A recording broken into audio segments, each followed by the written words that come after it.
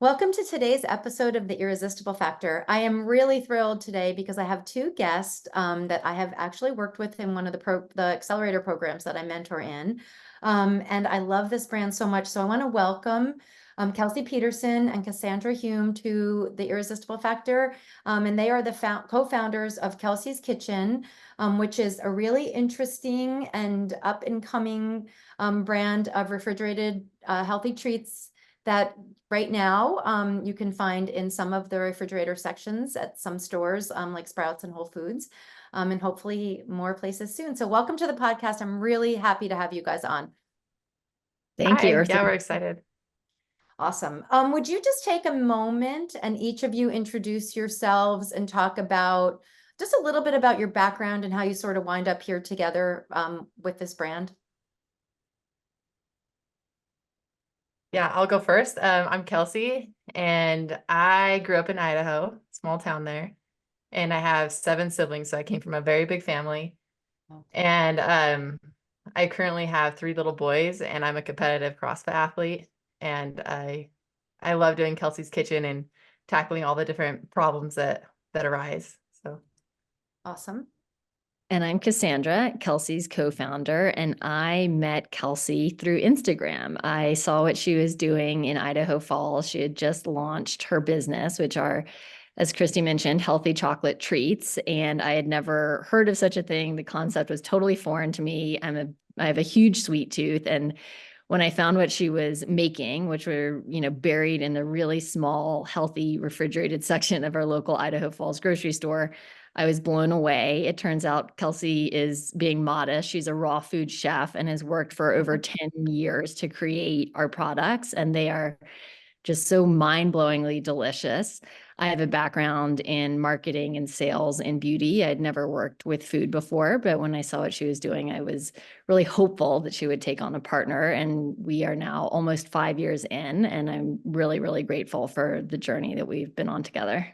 That's fantastic. And I can attest to the product being delicious because I was lucky enough to get to try it. So it's incredible. And Kelsi, talk a little bit about what made you decide you wanted to start a brand. I mean, you do a lot of things. And being a raw food chef obviously must have been inspiring to you. But what made you decide to start a brand? Because that's different. Like being a chef, having skills in the kitchen, yeah. that can always translate into I'm going to be a brand founder. Yeah, so it started, gosh, way back when I was younger. My mom, she had her intestines totally flipped over and she had to go into emergency surgery. This is when I was 10. And that totally changed the direction of her life. And she found a diet, a raw food diet of just eating fruits, vegetables, and nuts and seeds. And she started eating that way. And I could see the transformation happening in her. And she just looked way more vibrant and way more healthy.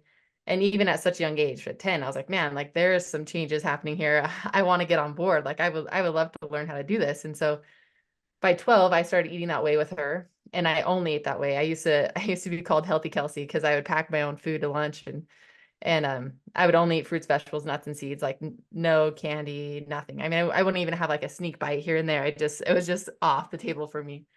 And that was totally your own choice. You Yeah, weren't my own choice. I saw the change happening in my mom, and it was like, it wasn't really even like a battle in my mind. It was just like, oh, this is what I need to do. And so I did it. Wow. And yeah, my mom realized that I wasn't kidding around and I was really going to do that. So she decided to take me to Puerto Rico and California with her to study and learn how to make, we would take standard American diet recipes and transform them into a raw food diet Wow. recipe. So we would take anything from lasagna to pies, any sort of standard American diet recipe and transform it into a raw food one. We came back to Idaho and started teaching raw food classes, and people were very excited about the food that we were making because not only what were they feeling a difference, like they were seeing a difference in how they were functioning. And it was exciting. And one of the recipes that we taught was the chocolates that we're now selling. Oh, wow. Okay. Yeah, yeah. And people would ask me after class if I would make them for them. And being in junior high and high school, like a little side hobby, was fun for me to have a little spending money. So I was like, yeah, sure, I'll make these. And I got married and I was living in Utah. When I'd come back for holidays, they would ask me to bring the chocolates for them. And when I moved back to Idaho, I had 2 little boys. And oddly enough, I was listening to How I Built This Podcast a ton, and I would hear all the founders get interviewed. I was like, man, I actually have some of these qualities of like grit and like really just like really doing some hard stuff, and kind of I'm a competitive CrossFit athlete too. And one thing that we really work on is when it gets really hard, like your workouts, you do a lot of high skills. And if you can't relax when your heart rate's up high, then you can't do your high skills. And so one thing I feel like with being a founder is like there's a lot of hard problems. And if you get wrapped up in the problems, I can't think how to like sort through them, you know? So I feel like that as I was listening to these podcasts, I was like, man, I think I could do something like this. And I thought of the chocolates that these people loved. And I was like, well, I'm going to figure out how to mass produce them. And I went to a juice bar. This was in 2019. I went to a juice bar and asked if they liked my chocolates. And they're like, oh yeah, we love these chocolates. I was like, all right, well, if you love these chocolates, I got to produce them in a commercial kitchen. Can I use your kitchen on the off hours? And they were totally for it. And they started selling that was the first place we got into. Awesome. And yeah. That's And really cool. yeah, so that's kind of how I first decided to be a founder right there. And I was like, you know what? I just kind of felt the urge, and something I feel like sometimes dreams get implanted in your mind, and yeah, you have to have the courage to follow them. That is the truth. And I think a lot of people either don't or don't see, like you had some incredible discipline. It sounds like that was totally all your own. Like it wasn't like you were forced into anything. It sounds like you had some innate sense of how your body needed to eat. And I'm curious to know, do you still eat only raw? No, I don't. Okay. Okay. Yeah, And I do eat a whole food diet though. So I eat a lot of fruits and vegetables. I do have lean meats, and yes. yeah, Okay. so very healthy still. Cassandra, what about you? So you joined Kelsi on this journey and you were not a founder and not in CPG at all. So what made you decide you wanted to do this? I would say first and foremost, the product that Kelsi had created. I mean, I remember, unlike Kelsi coming home from school and eating a box of Oreos, and it was just, or, 5 donuts for breakfast. And I've always just loved sweets, but I do try to eat healthy. And especially as an adult, your body doesn't process Oreos the same way. So when I saw these, and it was actually something that was sweet, delicious, filling, and left you feeling really good, it was like an aha moment. It was like, this has real potential and there's nothing like it on the market. And then I would say the other thing, I always I graduated from college and I worked at Sephora, I worked at Bare Minerals, I went to business school, and I've always enjoyed working. I find it really fulfilling, but I've always wanted to do something that personally spoke to me. So to be able to work hard on something that I really cared about and believed in, it was like a no-brainer. And when I met Kelsi and saw what she was capable of and how smart she was and how she had really teed up the whole business for success, it was like, this is a train I want to be on. That's incredible. And so were you doing another job at the time that you stopped doing them? Or did you So keep? I was working at a company called Elevation Labs in Idaho Falls. I had moved from San Francisco to Idaho Falls, Idaho, which is a town of 60,000 people. It's, culturally the polar opposite of San Francisco. And I was very fortunate to work at a cosmetic contract manufacturer. So I had a background in beauty retail marketing, and this wonderful company hired me on, and I was very grateful to have, an immediate work community in Idaho Falls. And then when I started working with Kelsi, I still kept up that job because we knew that Kelsi's Kitchen was going to grow slowly. Frankly, we knew we wanted to bootstrap it and to have maybe not as much time as Kelsi had, but to have some of that money coming in from a full-time job would be really helpful. And, Kelsi was very gracious to kind of work around that schedule. And, there were definitely some long lunch breaks that I took where we would meet in the kitchen and be, furiously sealing 1,000 packages or I whatever. almost forget about those days. That's fun. Yeah. Yeah. It's like, I'll be there in 15. Then you drive Yeah. the hell, like 3 miles inside of town. You like throw on all of your, industrial kitchen garb, and you just Yeah. furiously make these chocolates. And then you return to the office. I'm sure everybody's thinking, wow, you look kind of disheveled and sweaty. What have you been doing for the past hour? That's so funny. Mhm. So talk about what it was like to start a brand, because you have so many complexities to the product, right? It's not as simple, and I think that's what the beauty of it is, right? It's a raw food product, it's refrigerated. but that must have some more challenges than mass producing something that can sit on shelf for a year. We haven't ever produced anything that is opposite, so it's hard to compare them. But we've been able to work through a lot of the refrigeration things. Yeah. Cassandra, what would you have to add to that? Yeah, I mean, I think, you do hear a lot that people just don't know what they're getting into. And I think that is very much the case with us. I mean, luckily, the cacao bites that we make, the refrigerated chocolate, it can be frozen. So we've really had a lot of help in that we can freeze it, and that kind of helps prevent it from melting. And so, we started small. I'm a big believer in walking before you run. So, before we were working with freight companies, before we were working with warehouses, we were doing everything in, this commercial kitchen that Kelsi found and in her garage. So we had a lot of control over the supply chain until we had had some time to work through issues at a smaller scale. And then talk about the challenges of distribution with a brand like this specifically, because it's not so easy. Like, you can't just ship everywhere. There's refrigeration, there's costs associated with that. What about just getting distribution in sections that are, less big than the center of the store?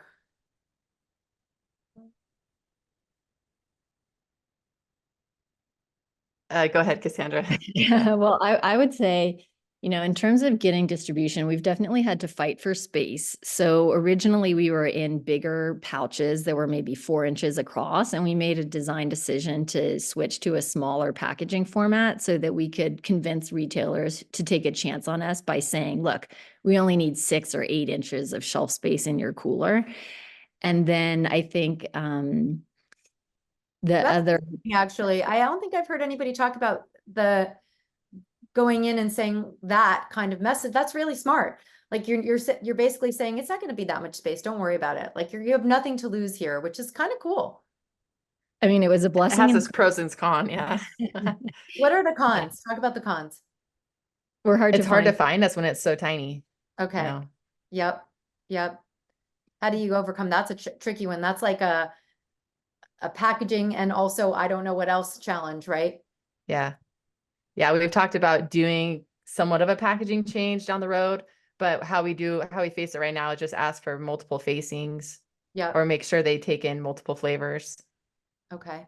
Yeah, we're always really fighting for space. And as you mentioned, we are about to launch at Sprouts, and we have a snack pack that's going into those stores. And we're really excited about that because it is a bigger format. And I mean, it's really discouraging. Frankly, Kelsi and I will go into a store and be like, we can't find our product. And then you have to look row by row and you finally see it. And I think we've learned the hard way that, yes, it's a great argument to the retailers to take up 2 inches of space. But then once you're on that shelf, it does make it a bit of a harder sell.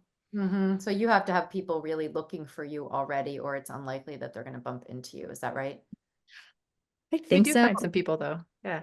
Yeah. I mean, I think as long as we can get, 4 flavors on the shelf, then it gives us a bit more space. And I think one nice thing about, all the products can kind of get lost in those shelves unless you have a ton of SKUs or giant, snack pack type products. So I think it's also been really fun to see that more products seem to be in the cooler and that the customer seems to be looking there for this type of product. So I think when you have a customer that's shopping there because they're actively looking for a product like ours, then they will naturally find it. And that's great. We love that. Talk about the category, because I do think that what you just said is interesting. I mean, it's not a category that's been around for that long or is that well known. There are some brands that are popping up, but I still think I always think this is an interesting challenge for founders. You're sort of educating about a category and also your brand at the same time, right? Has that been hard? Yes, I would say so. I would say, I think, we began in Idaho Falls, like we've mentioned, and I think it was especially hard because we weren't in a part of the country that is naturally drawn to or interested in necessarily groundbreaking food ideas. It's definitely a part of the country that is more traditional American diet. And so there was sort of that element of, oh, it's a chocolate, but it's in the fridge.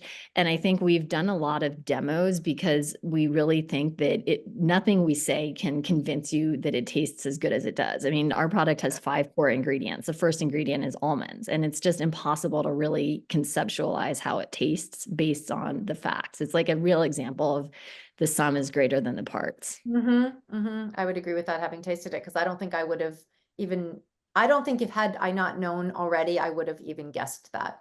Yeah. From the product. So that's interesting.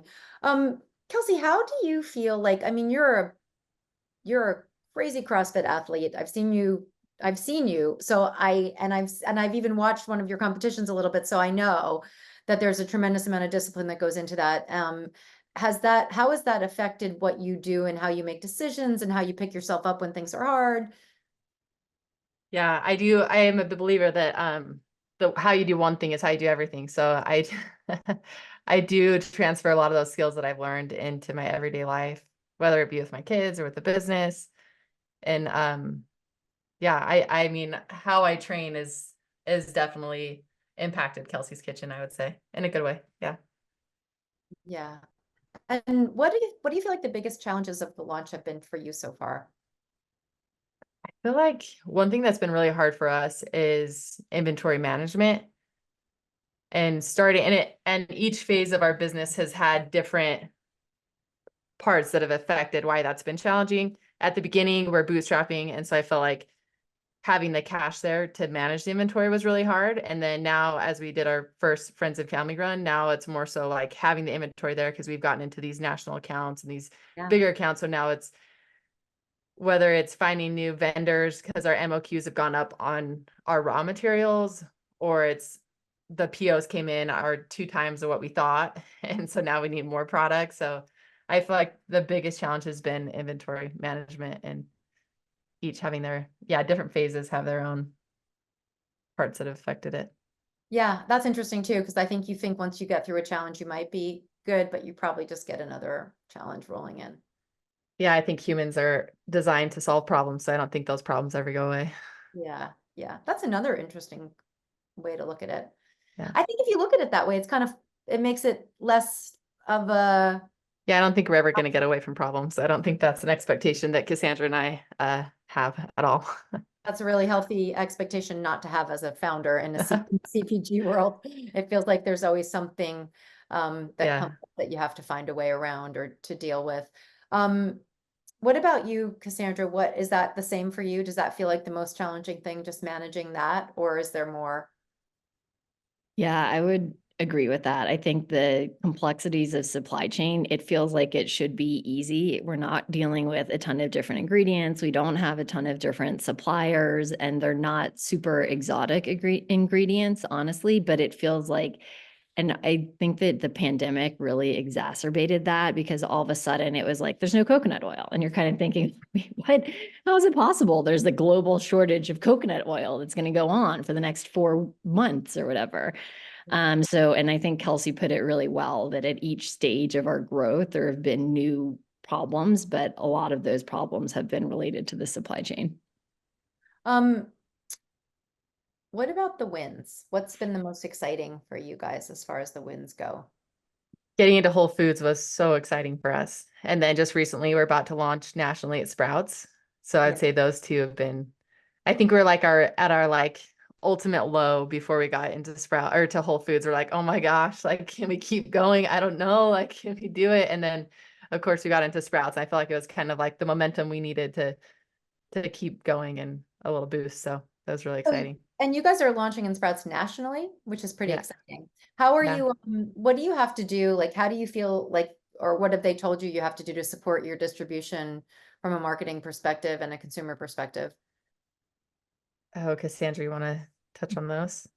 Yeah, so we are I would say for Sprouts, we're very much in the early stages of formalizing a plan, but we really have found that our in-store demos where people are trying the product and learning about the product are our best path to success. And it's been really fun watching Whole Foods blow up. We were told that they were, a gold star account or an A account, whatever you want to call it. And we've really seen that happen. And we've gotten feedback from the demonstrators that people are, crazy for the product. They'll say sell 80 bars in one time. And for us, that's a really impressive number. So I think we're going to continue with those demos at Sprouts, and then also, that yellow sales tag, which is kind of unavoidable in a lot of retailers, but having the products go on promo and getting people's attention at the shelf with those tags and kind of giving them that extra little nudge of, hey, you're getting a bargain, and there's less of a risk to, if you don't like it, you've, spent less money on it, frankly. And how do you do sampling at scale, or do you not? Are you just going to try to go just do as many, like, what are you doing on that front? Do you have a team to work with you on that, or is it really you guys getting in there and doing it? We've taken a hybrid approach. You Yeah, want to go ahead. No, I was just gonna say we do work with somebody that helps us. We really like a lot, and he has people that will go into the stores, and then we have contacted a few people that whether we know or they've been referred to us that do demos in areas that we have a lot of stores. So kind of like Cassandra was starting a hybrid. And with Sprouts, we're going to be scrappy. So I live in Northern California. I'm near, I think, 10 Sprouts. So I can't wait to get into those stores and start telling people about our products. And then Kelsi has an incredible network of friends and family who have really grown up with the products kind of in a similar way that she has. And they're very willing to go into stores and help us out, which has been wonderful. Where do you guys want to see the brand, or where do you expect to see the brand in the next 2 to 5 years? Like, what's the goal? The next 2 years, like every store, like all the natural stores, I would say. And then down the road, come 4 to 5 years, I hope to expand into other categories and making whole food snacks in different categories. Okay, that's really interesting. And snack though, right? You want to stay in snacks? Yeah. Cool. That's Yeah. cool. Is there anything, I always ask this question, and I think this is a hard one to answer because there might be a lot of answers, but is there anything you wish you had known earlier on? Like, have there been times when you've been like, God, I wish I had known that because I would have handled this completely differently? And this is a question for you, but also for people who are listening, so that they can say, oh, okay, maybe as I approach this, I'll think about that a little differently. Well, I was just listening to your interview with the founder of Dosa, and I was very, it's always nice to get confirmation. And when she was talking about how important it is to have 50 stores pulling from one of these distributor DCs versus 20 or 30, that really struck a chord with me, because Kelsi and I definitely made the mistake of, it's very much a chicken and an egg, because a lot of stores won't take you until you're with the distributor. But then once you're with the distributor, you need more than just those stores. And a lot of it is out of your control. So, you can try to get into Gelson's every week, but they just might not take you for 2 years. So no matter how hard you try to get into those other stores, it might not happen. So I think being much more, thoughtful about focusing on a couple of distributor DCs in, targeted geographies in the beginning would be, I think, one key learning for me. Anything to add to that, Kelsi? No, I agree. I Okay. think, yeah, staying a little bit closer geographically would make a big difference. And it is kind of hard because you got to kind of take what comes at you. You can't. Yeah, I mean, I've heard Yeah. a lot of people say that, like, just really being disciplined about how much distribution you get and how far you spread yourselves and not over innovating so that you have so many SKUs that you can't Yeah. support. I mean, there's so many things, and then it must be hard because you get excited, right? People are interested and they want the product, and you want to make sure it's where they want it, but you have to also do it in a way that helps you grow and doesn't mess you up from a cash perspective and all the other perspectives. Yeah. Yeah.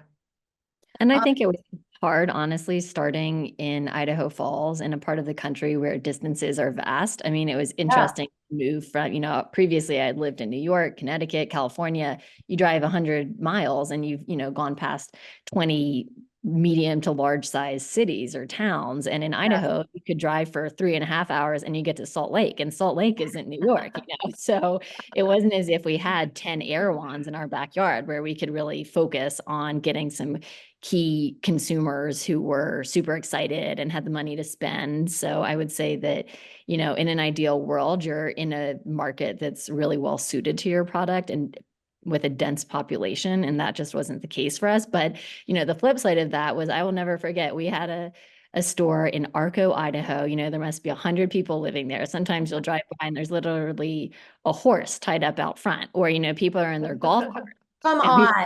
No, I mean, really, it's right in between Sun Valley, Idaho and Idaho Falls, and it's in the middle of nowhere. It's near a nuclear test site and Craters of the Moon, which is, a lava national park, I think. It's so remote, you just cannot even begin to imagine. And yet we had customers there. So it was kind of cool. We put in some effort there, we put in some samples, and if you can sell in Arco, Idaho, I think you can sell. That's amazing. That's so funny. That's a funny story. Talk about raising, because you guys just mentioned that you did a friends and family raise, and I've had a lot of conversations with founders recently, given the shift in fundraising and the I think the requirements on founders are so different than they were 2 years ago. 2 years ago or 3 years ago, right before COVID, everyone was writing checks, right? You could get I think you could get funded really easily. And I'm not saying that was the right thing to do, because I have talked to a lot of people who severely regret having taken on too much capital or capital from the wrong people. What about you guys? What's your sort of point of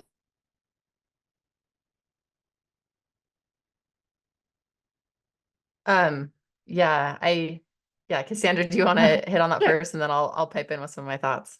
Sure. Yeah, absolutely. So I would say that, Kelsi introduced me to how I built that podcast with Guy Raz. And it was really interesting to hear how many different routes founders took with regards to fundraising. And Kelsi and I grew the business very slowly because we wanted to make mistakes while we were small. And we didn't want to spend a lot of money on something that wasn't the right course. And of course, I'm sure, at some point that will happen still, but with that approach, it meant that we didn't need to do a lot of fundraising. And then when we saw traction with Whole Foods and we were in these, final talks with Sprouts, we realized we really did need to get some outside money. And we went to our friends and family, and we're very fortunate to be able to raise some money really to put towards marketing support, honestly. And what's your plan on that front going forward? Will you do it again soon? Are you thinking about it all the time? Is it something you'd like to avoid? I would say we're probably thinking about it all the time. Kelsi has been wonderful taking over the financial and accounting aspects of our business, but there's an element of unpredictability when we're in this growth phase that means we want to have a cushion, a financial cushion. And I think, we just completed this friends and family round. We honestly weren't expecting to get Sprouts national distribution so quickly. We want to make sure that any big key accounts that we go into, we're set up for success because, we think we have a great product and we really want to share that with the world. And so we need money to make sure that people know about us, I think is the bottom line. And, one nice thing about friends and family is that they're all different ways that friends and family can contribute. And we really work hard to keep our costs down. And so every dollar of outside money that we get can go right towards that marketing and awareness spend. And then I think, down the road, we've heard pretty consistent feedback that CPG brands like ours do eventually need institutional capital to really take it to the next level. And that has been our plan. And, I think we're big believers in not kind of getting ahead of our skis, but learning. And so just learning as much as we can about that and what that would look like and when that makes the most sense and kind of approaching it slowly so that we don't all of a sudden find ourselves in a position where we're just desperate to do something quickly. Yeah, I think that's the trick. That's the art of the whole thing, right? Figuring out when you need it, making sure you have it when you need it, but also not taking it on too early. Yeah, tricky. Very, yeah. I don't Fine envy line that to kind of walk. navigation. Well, yes, it is a fine line to walk, and it's hard to figure out when you need it. Do you feel like you're in a good place right now going with what you have going on and what you need to do on the sprouts front? Yeah. I think we're in a good spot going in. So it's exciting. That is so exciting. Well, I want to just be respectful of your time and also think about anything else you'd like to leave us with. So I always ask for advice at the end because I think that's a big reason that people listen to this podcast. Do you have anything you want to share? Like, I did this and you guys should never do it, or as you're thinking about launching a brand, make sure you keep these couple of things in mind. Sandra, do you have any off the bat? Gosh, I think I think, it's, I would say follow your intuition. And Yeah. if something really excites you, and if it's something that you're kind of thinking about, day in, day out, go for it. And to start slowly and to be prepared for a lot of work and a lot of surprises. And I love Kelsey's, idea, her statement that, humans are designed to solve problems, and it's really fulfilling to do that. And, we're not always 100% successful solving our problems, but we muddle through. And, I'm very fortunate to be doing this as a team. I don't know how anybody could do it by themselves. It's so funny that So you said Yeah, I that. feel like Cassandra and I are always talking through it with each other. So that's been awesome to have a founder. So maybe my advice would be find somebody that shares your vision. Well, I think that's really cool. And I was going to Yeah. ask you about that as we were talking, because I do think there are a lot of people that go solo, and for a lot of reasons, right? Because if you're on your own, you're not sharing any of the things, or you're not necessarily like you can keep your costs down and stuff because you're only supporting one person. But that it must be really, really nice to have someone that you feel that connected to, that you can just talk through things with and not feel like, my God, the weight of this whole thing is on my shoulders. If I make the wrong decision, it's all on me. That must Yeah. be really awesome. Yeah. One thing I hadn't mentioned yet, but shortly after I got into the juice bar with our cacao bites, my mom passed away. She got diagnosed with ALS and passed away shortly after. And then it was only a month or two after she passed away that I met Cassandra. And I don't know how people think about whatever, but I personally believe that my mom helped find Cassandra, and it's Oh my been gosh. awesome working together. Yeah. I didn't realize that was the timing of those events. Yeah. That's pretty wild. That must have felt Yeah. like something Yeah. meaningful. Yeah. I mean, I could tell when she walked in. We had lunch and I was like, whoa, I gotta partner with this girl. So That is awesome. That's yeah. incredible. I really love that. oh my God. Well, I mean, the feeling is so mutual. I just am so grateful to be part of the Kelsey's Kitchen journey and experience, and feel so lucky to have, a co-founder who has endless talents. And I do not know how anybody does it alone. So Yeah. It's hard. I mean, I think it's hard, and I think there are a lot of people that do. And I think that's one of the reasons I even started this podcast, because during COVID, I was talking to so many founders and working with so many founders on the marketing side, and they were stressed and upset and felt like it was just they were alone. And once we started talking, I was like, wait, you're not alone, because I just talked to 5 people that said the same thing. Maybe we should all start talking about this. So we could build a community and support each other. So I think that it's incredible that you guys are already doing that. well, Anything thank you. else? Yeah, any other Yeah. thoughts you want to share before we wrap up? No, look out for Kelsey's Kitchen Yeah. cacao. Find us in the fridge. Yeah. Yeah. Yeah, I mean, and say your website so people can find you guys, because I think it's really, I mean, I think it's a great brand. Obviously, we spent a lot of time working together through SKU. Do you want to talk about SKU for a second and just give your point of view? Like, you guys went through this accelerator program. It is there for brands that are in the early stages to help them in a very short amount of time. I think that was really intense. 12 weeks, just figure out all the things they need to know from mentors who are pretty much cover every discipline. Do you want to just talk about your experience there a little bit? Yeah, when we submitted our application, I think the day before the deadline. Oh my gosh.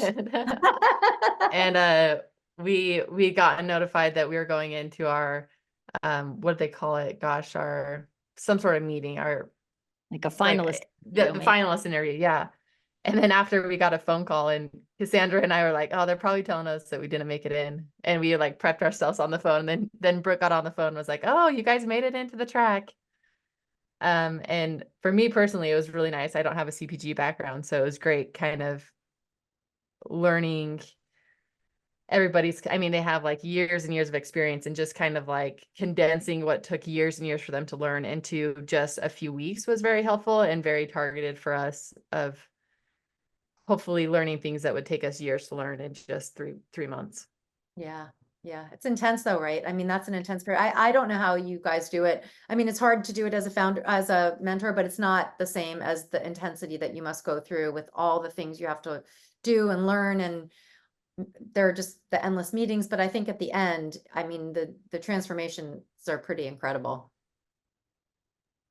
Yeah, I couldn't agree more. I think we were incredibly grateful for the opportunity, and it was a 12-week, business boot camp, 360 degrees, every aspect of the business. And I think having these mentors, Christy included, with this wealth of knowledge and complete, generosity, sharing it with us and their time, and also having outside eyes. Kelsi and I are so in it, and we've been in it for 5 years, and there are 1,000 things on our to-do list, and a lot of those things end up dropping to the bottom of the to-do list. So having people from the outside come in and say, hey, we think you could really improve on this, and here are the resources to help you do that, was just invaluable. And, the network of other entrepreneurs, the mentors, and the program itself was incredibly well run, and it's a very smart, kind, thoughtful program. So we were really, really amazed with what we were a part of. It was just wonderful.